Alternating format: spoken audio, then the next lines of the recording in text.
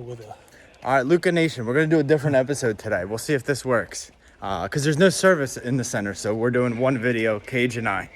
And we're going to talk about one topic and one topic only. My lady humps. Oh, nice. You know that? We skate to one song and one song only. One song. So welcome back, Lucas Tigers of Bronzo, my episode going. 752. And I was asking Cage, so this card, we were at Trade Night, at Card Collector 2's Trade Night. Amazing stuff. You're not in it. Oh, it's all right. It's all good. Keep going. Keep going. And I asked, so Cage did a deal with Jacob after Jacob basically laughed me out of the room with this beautiful Pop 1 gold Wade PSA 10. And Cage did a deal for what? 4 figures? Yes. Mid to high 4 figures, okay?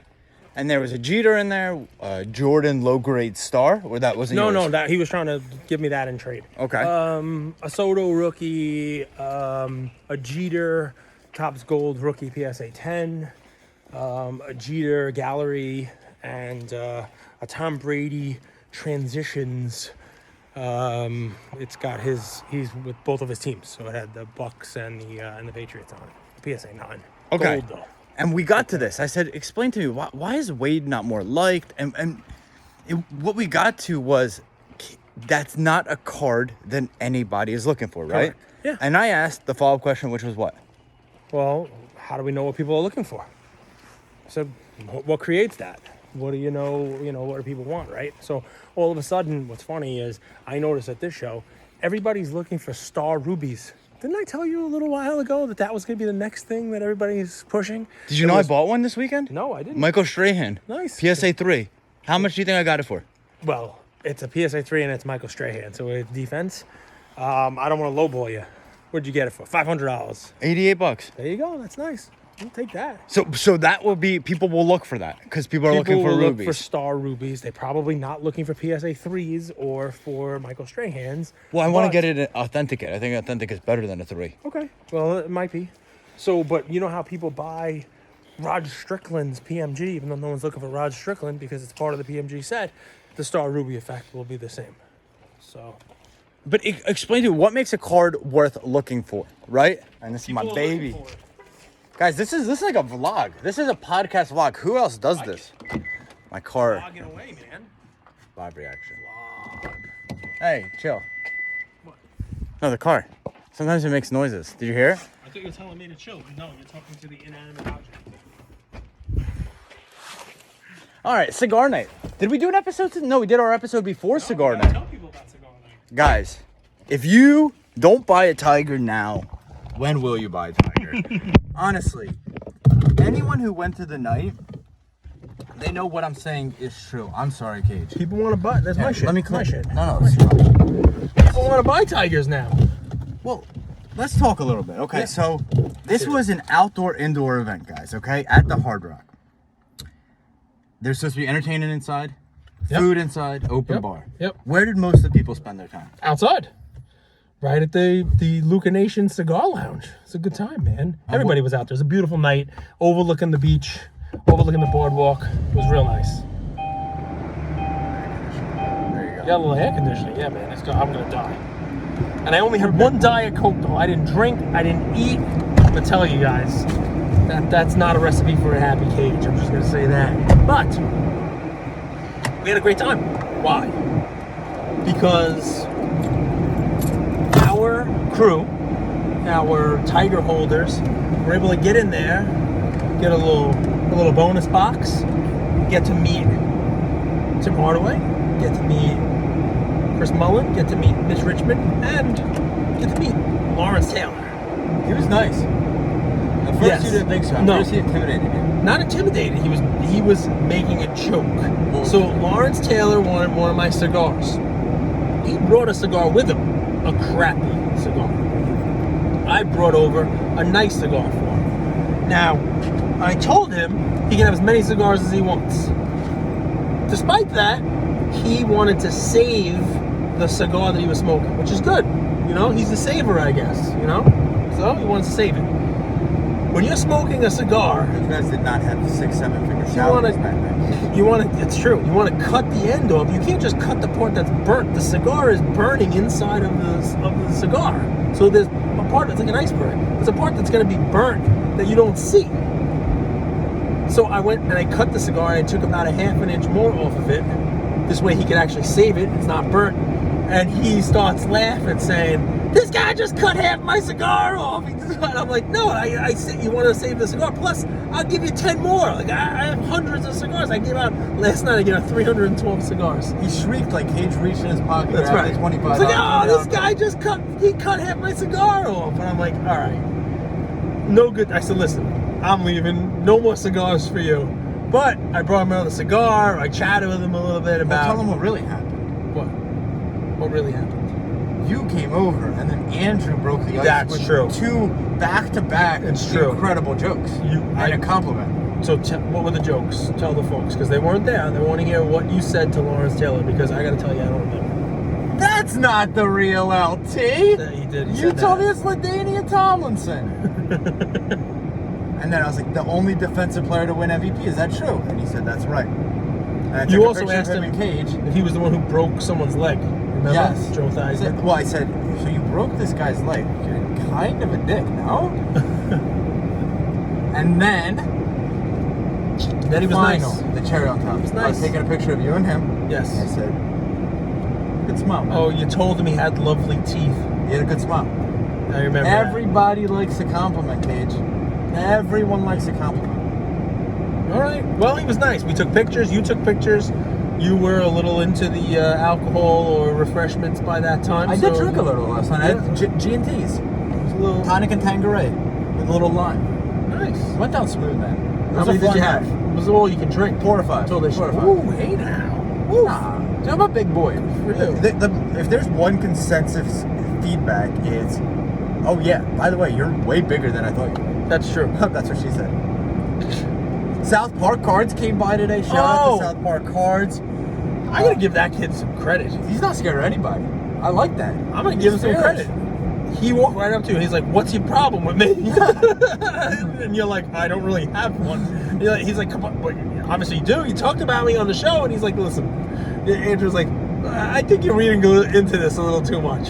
I'm like, "You guys should hug. You should hug it out." They didn't hug. We didn't dap each other in the beginning. He left me hanging, but then we worked it out and we dapped it up. It's I talk a lot of shit. I talk a lot of shit. I try to be right more than I'm wrong.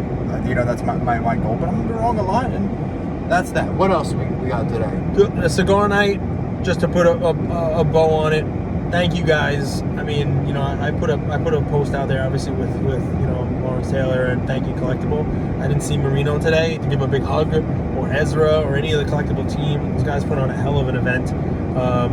Anybody who's got to follow that has a tough time.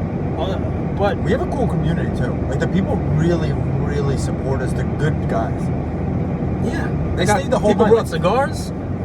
PWCC brought us cigars, like the pitch in with the event. And I mean, come on. What's fun about this is we've been building Luca Nation. We're building a community. You guys who can hear this, you're all part of it. But the hobby is a community. It really is. It's just, I mean, that's bigger than just Luca Nation. Everybody. And no, we're going to fast forward, no bigger sign of that or better sign of that. Tonight, the trade event. With the line out the door and all the way back to Chicago. So it was 6:30 to I think 10:30. By 7:15, the fire marshal was no longer letting people into the building. Cage was kind of a dick for a second. Yeah. He almost got in a fight with That was funny, right? Well, I'll give you the story. The female security guard said that they were no longer letting people in, and we had to leave and get off the floor, like the whole floor, as if they were worried about the floor collapsing in the convention center. And the trade night was in Hall A. There's a Hall B, a Hall C. It was in Hall A. So she says, "You all have to get out of here." And I said, "Well, why don't we just wait here? And when 20 people leave, you let 20 people in." "No, you have to get off this floor. Nobody is getting into this room. Nobody is getting in to A hole." And I said, "Did you just call me a hole?" She It was saying so above her head. A hole, because instead of saying Hall A, she was saying A hole or B hole, but it clearly sounded like You were calling her an a-hole. A-hole, and I'm like, "You call me A-hole?" No. So it was yes, I was probably, but come on. You never do that. That's not your style. No, it's a 4-hour event, and 45 minutes in, there's hundreds of people. thinking about going across the street to let's have a trade night at the hotel across. I mean, now that is crazy. I think the reason why they had it at this place was because of space. They were trying to have a bigger event than last year, but I don't think what they factored in is if you do the trade night when the show ends and everyone leaves the show and just walks into this, and the show has, what, 30,000, 40,000, how many people are at the show at the end? However, of course you have a space problem. You had it in another hotel, half the people are going to go home, people are going to be lazy, they're going to sit in their car and smoke. How did they, twice, by the way, shout out to Cortland Rock, dude. If someone came through, my mans came through. Cortland Rock. He was awesome. I left my trees back in Philly, and he came through. He's like, I got a gift for you. And did he have a gift for me? How did it end up working out, though? Because, we just left the trade night. Yes. We walked up and around and all that stuff, and then eventually they were letting people in again. I followed Adam Lefko, and the man figured out a way to find some weird staircase, and we started walking down a staircase, and the next thing you know, we're at we circumvented the desk where we were being told that we couldn't go in, so we were able to avoid that, and we were able to get into the trade event. And listen, guys, so for the trade night, it was insane. I mean, so many people. Full to capacity, every table completely full, standing room only, people on the floor in the room, and still people trying to get in hours after it starts. It's crazy.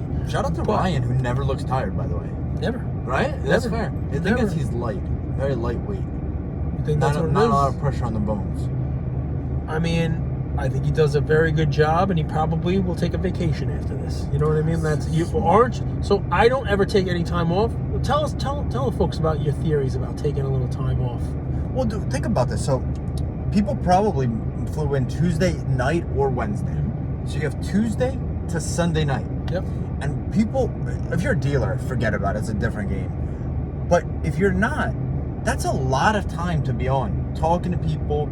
It's a lot of cognitive reasoning. Like, do I do this trade? How much should I sell this for? How much should I buy it? That's a lot of stress on the brain. Yep. Not like bad stress, but like taking time off, going to get a massage, walking on the beach, going for a swim, just staying in your hotel room for an entire day. Yep. I think we think that we're going to miss out, but I think it's more valuable than we realize. I'm actually going home 9:42. I haven't seen Ariel. She's in Hawaii. Yep. So she flies in the morning, and I'm going to go see her and then come back tomorrow night.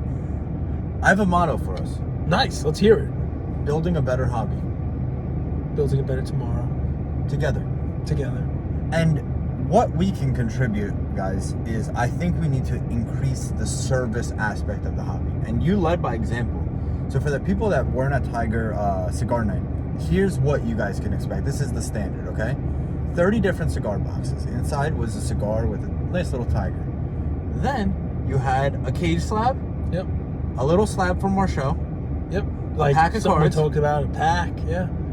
And cards of the guys who were going to be there. Cards of the guys. Chris Mullen, Mitch Richmond, because I knew they were going to be there, and it was a nice little surprise for folks. Sharpies and stuff like that. And you guys know about repacks. And autographs. But instead of repacks, Cage did a giveaway box. So what he did was you numbered, 30 different... Yeah, the boxes. 30 different envelopes with cards. Numbered the envelopes 1 to 30 and had people pick a number, basically, and a box number, and it said, okay, you got envelope number 11. Jacob from Bleecker pulled the Shohei 10, rookie. And a Black Velocity. Velocity, Jalen Brown. A bunch of people got 2012 Prism basketball PSA 10s. Elijah Rodman, Dominique Wilkins. There were some really nice, cool cards.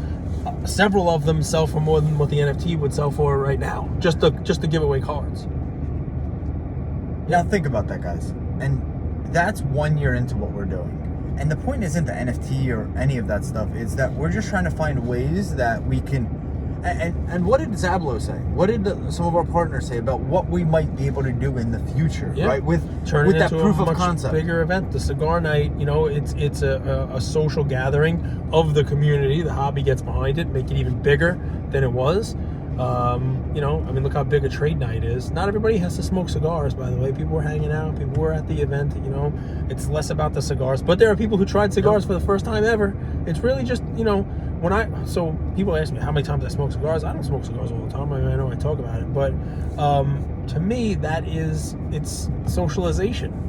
people smoke cigars. You get around the campfire, or you're out in the backyard. You're at a barbecue. You're at a tailgate, and it's your community, right? You're socializing. You're talking. You're going over stuff. My mom goes to get manicures with her women friends. That's what they do. Oh, listen, we had plenty of women smoking cigars last night. Yeah. Prism Goddess had her first one. Prism Gods was there. Prism Goddess had her first cigar. She was awesome. Good sport. Tried. Alex Jaimo had her first cigar ever. Oh, and shout out to Flex NBA, because they also, they came out with like a board game, right? Yep. With a little bit of like a digital experience video game attached, like a Pokemon Go. Folks who listened, so Daryl was on last week from Flex NBA. So I guess what we're saying in this whole long, 15-minute rant is thank you guys. Yeah, big thank you. We released the Tigers. People could have been like, or they bought in. We started thinking, what are cool ways to give back? We created these little utilities. These utilities are now becoming bigger, but it wouldn't have happened if you guys didn't believe in us. Fair? All fair. We got the big thank you. And we get to walk around the show and meet a lot of you, which is cool. And I know there's people listening to this who aren't at the National. And we will see you at another show. We will see you at a local show. We will see you at Mint Collective. We will see you at Dallas, or wherever it is that we're throwing our next cigar night. I'll make it even bigger, and it'll be less about the NFT and more about our entire community, because it's gonna be that damn big. The NFT guys will get something else. Tell them about how good my parking job is today. Okay. That is another story. Guys, so behind the scenes, the best part of the National is that I get to spend time with this lunatic who I get to watch take calculated risks, or maybe not that calculated, right? I don't know if I've ever was. But it's the National made him do it. That's my title. That's fair. Okay? That's fair. And the reason, parking is impossible here. Like yesterday, we drove around, we're told every park garage was closed, and we parked at Bally's and came and walked from the hotel that you were staying in. We should have just never left the hotel. Literally. Today, we did the Full same parking thing garage again. is one-way street. Andrew had a very good sandwich. He put his order in. I picked it up with jalapenos. It was a good time. And he loved the place, little sandwich. And we drove around in circles again for 20 minutes. No parking, no lots. We wound up, I don't know where the hell we were. It doesn't feel like 20 minutes. It feels like 2 hours of like running nonstop. And you're like, so tired. What am I missing out on in the show and the whole deal? So there was I don't want to call it a parking lot, but there's like a loading ramp, because attached to the convention center is Jersey Transit, the train that comes right down here. And there were like a couple loading docks, some construction vehicles, and Andrew just drives and pulls in. He tried yesterday to bribe the security guard, but today he noticed that the security guy was actually asleep in his car and wouldn't see us drive past into the restricted area. And he pulls his car up into a spot marked parking for New Jersey Transit employees only. And how would they know? How would they know? None of the other cars had little badges or anything. They would not know. So, yeah, I mean, I gotta tell you, I was a little stressed. He was not stressed, but we walked around the show for like 3-4 hours, and for a good part of it, me and anybody else I could get to kind of echo what I was saying continued to say, Andrew, go out, and if you're lucky enough to not have gotten a ticket, move your car. Like, that was parking the least now, of right? my worries. I thought it was going to get towed. Towed? Yeah, the towed. Yeah, I mean, ticket. I would take a ticket. Ticket would be like a parking garage. Well, that's I changed my license parking plate. expensive. I know. I'm a license plate guy. So here we are, another calculated risk. Who has a license plate guy? So. Did you know I drove cross country without a license plate when I got my car in Cali? No. They don't give you a license plate in Cali. What do they give you? They mail it to you. They give you weed. Yeah, they deliver you weed. Nice. But when you buy a car in Cali or lease it, they don't give you a license plate there. They have like a temporary one, and they mail you the normal one. Okay, but you had a temporary. Yeah. And Well, that's okay. No, the temporary one is just the name It's of like a piece of the paper. DCGC. So, finally, after 4 hours, I said, let's walk outside. We walk outside, he does a little dance, his car's there. It's true. But he was nervous at first because there was a truck that was sort of blocking us in. It was a flatbed truck, and it looked like he was about to be towed right there. It wasn't a tow truck, but they were unloading stuff. And then we made friends. Yeah. I mean, yeah. Then we thought that the guys weren't going to let us out of the lot. They had to like open the gate. One guy said $20. I handed him 2 cigars instead. We talked about the best cheesesteak in Philly and Eagles and all kinds of fun stuff. This guy had a Wawa tattoo, Eagles tattoo. Yeah, a Wawa tattoo. Yeah, the goose. A Wawa tattoo on his elbow. That was crazy. What else? So we were able to get out and we parked in the parking garage, hung out for a little while. You know, you got to meet Darren Ravel. What did you think of that? Smiled. He was so happy today. I think he was happy because he was leaving. We saw him at the very end of the show. Ravel, I got to meet Rob Veras from Burbank for the first time. Had a great convo with him. Eddie, Investacard, I love man Eddie. of his word. I wanted a Rod Carew rookie. That was cool. And he bought it on a live. He gave you like half off, and he remembered. He had it. He went through all his boxes and brought it for you. That's I think awesome. remembering customers, and it's a good conversation of who are people's customers in the hobby, right? Because you have all of your listeners, but then you have your sponsors. We could talk about that a different day. But as soon as we walked up, he knew it. He's like, "I got your card." So I don't remember the name, and I apologize for that. You might remember the name, but we had a listener walk up to us and tell us we should do a more detailed. From PSA in Sierra Leone, no, in Nova Scotia.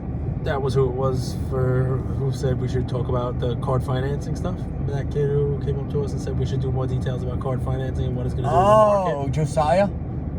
So. It was, I mean, we could definitely do an episode on that, but... That came right before you went to see Cardfight? Correct. And, you thought about doing that with your Jordan. Why would you do that? Like, give me, not like why would you, like what would be our use case? If I was looking to make deals at the show. So, like, I saw just now at Trade Night, a guy who had a PMG Tim Duncan red BGS 9. Really nice one. The kind of card, especially in that condition, you're probably not going to see again. So they can almost, like, name their price. So let's just use that as an example. If I wanted to go and make a play on that card, but I don't have $100,000 sitting in my lap right now, and the guy only wanted cash or whatever it is, I could have him meet me over at CardFi. I fill out the whole paperwork, the whole 9 yards, and take a short-term loan. I now have the money to go make the deal, get that Duncan, and when I get home, in a month, 2 months, 3 months, I pay back the $150 to Eddie, and he's basically providing liquidity as a loan against your card. You get your card back. Because I think it's like $10K is like the cost of that loan, right? Yeah, I think they said between like 15 and 19% on average. And I was thinking like you're gonna be in the hole for $10K, but with cards like the one you're talking about, the Duncan, it sort of doesn't matter. Right. I may never get another opportunity to get it. So that's the thought process behind it, right? It's deal flow. What are you gonna buy? What are you gonna do with that? With that cash. So, yeah. What else? Ravel, Trade Night. I think everyone's just good spirits. Everybody's it's funny. nice. Everybody's in like good it's spirits. funny. Today we actually met two of what would be qualified as our internet trolls, and they're two incredibly nice people. Give Ziggy a shout out. That's who I'm talking about. I know, but I don't want to label him a troll, but like it would be defined by that. But that's not what it is. You know what's funny about Ziggy? He does his videos and he calls stuff out, but in person here, I saw him walk up to a couple of different folks and offer suggestions. Yeah. From a consumer standpoint, which is valid. Now, those people can take them or leave them, but his suggestions made a lot of sense, and I think he's coming at it from a good place. And those could become your best customers as well, because it takes a lot for someone to spend time thinking about your business. Yep. Right? Like you're emotionally invested and you care when you think about someone else's business and offer up suggestions that are thought out. Listen, I like that. I like that he was there and he was offering up suggestions. I had one more story. I got Dead Sea Mud. Yeah. Jay's the man. Got to meet him. I smoked a cigar outside. Shout for out to Ari, his son. He was just in Israel for the Ari's Maccabee the games. best. Ari, he's patient. He half has the balance for Jay. Patient. He's playing with a little soccer ball out there. He has a little soccer ball? Yeah, he's playing a little soccer ball. Poor kid. We'll see them again tomorrow. But I mean, listen, Luca Nation. It's a lengthy episode. It's 15 minutes. Oh, 24. Wow. But talk about the recap of the show. I'm trying to think, man. It still smells like weed all over the place. You know who you don't see anywhere except for Ryan? The Card Talk Squad. They're at their booth. They sell their V-Friends cards for overpriced. And then you will Dude, not see come them. on, we're positive here. Oh, I thought you said We're being positive. We're being We are. positive. I'm positive that they charge too much for those V-Trans cards. And I'm positive I don't see them anywhere. Oh man, that's great. So, Atlantic City's still pretty terrible. I will say that. It's still pretty terrible. But the only last thing I will tell you, and I'll see whether or not this continues, is Andrew and I did stop at a You bunch led of... with a joke to Ryan. Tell them the joke. Oh, It's on camera. I did. I said it to his wife, which I don't think was on camera. Okay. But Ryan was... I asked him if he was working the room like a wedding. Like, you know, like the bride goes to every table and say, it will take him 3 weeks. It was such a huge room. What I said to his wife was, how does he find time to work out? Because he's got to be strong to be able to lift and put on his back Lou and Tyler. I'm sorry, guys. It's funny. It's a joke. It's a joke. It's a joke. It's a joke. You know I love you both. Even though you didn't recognize him, which is very weird. I still love you anyway. Here. Chris Sims, who does not miss prospecting quarterbacks, says Zach Wilson is the truth. Another little insider tip. Right, just don't let your mom collect them. So here's the deal, right? So yeah, that's the deal with him. So Andrew and I went to a bunch of tables. Aged down with Instagram. If you kind of like what a 40, 50-year-old woman behaved like 30, 40 years ago compared to what they do now is just like if you look at Instagram. Tell us about your vast experience as a single 30-something with moms, please. Please, like you guys, the inquiring minds want to know. They want to hear. Well, tell us about the Boca moms. They've aged down. They've aged down. What does that mean? Just even like look at how they dress. Like women used to dress so much more. What are we talking about? I wanted to see how far you would go. So the point, right? So the point here is we went to a bunch of tables. Andrew shopping around his Dwayne Wade. We'll close it how we begun, and most of the dealers said exactly the same thing when I asked about the health of the show, what's going on with deals. They said almost universally, people want to sell their cards to the dealers. And I mean, we took the Black Jaded Wolf. Sharon said basically spent a whole ton of money just buying stuff because people are giving good deals and just selling. If you're at National, stop by her booth tomorrow, 4 p.m. You're not going to want to miss out. Facts. Sorry, go ahead. Facts. No, but other dealers said the same thing basically. Like it's been one of those shows where they're taking in a lot more cards. People are coming with their cards to sell. Normally I would say that's that's not what you want to see. Right, you want people out there buying and stuff, but I think it's just a matter of the hobby participation, and the show is different now. Everyone's a dealer.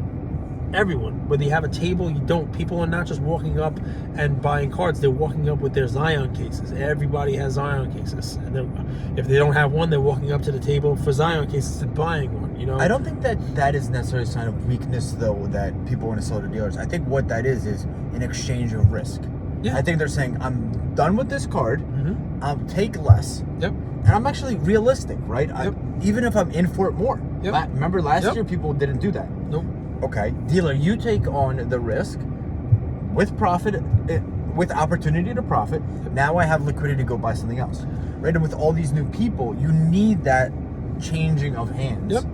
So I actually think it's a good thing. It's just rotating inventory. Yeah. The dealers obviously are going to try to resell it now. And listen, these guys know what they're doing. Especially we're talking about Sharon. We're talking about Black Jaded Wolf. She wouldn't just be buying anything. She knows what she's buying. She knows what to pay for it. So, obviously there were good deals to be had. But yeah, I mean, obviously, a lot of people are coming with their cards to sell them. I myself included. You're good at it. You leave every show with cash. Because you humor them to death, and then you put a slip a note and you say this amount. Yes, pretty much. No, but my take on it is the same. It's you have to know who you're dealing with, and if you're dealing with somebody who's going to try to resell your cards, you cannot ask for full comps or even 80%. They're going to try to sell it for 80% of comps, so you got to be under 80%. You got to be closer to 65, 70%. I do. I go 180% of comps. You're 180. I traded. Listen, for the right card. I mean, that Duncan, when I saw it, the guy was like, this is my price. It's high. What did he ask? Go try to find another one. 150. 160. Wow. Yeah. Shoot him again. Bye, Luca Nation.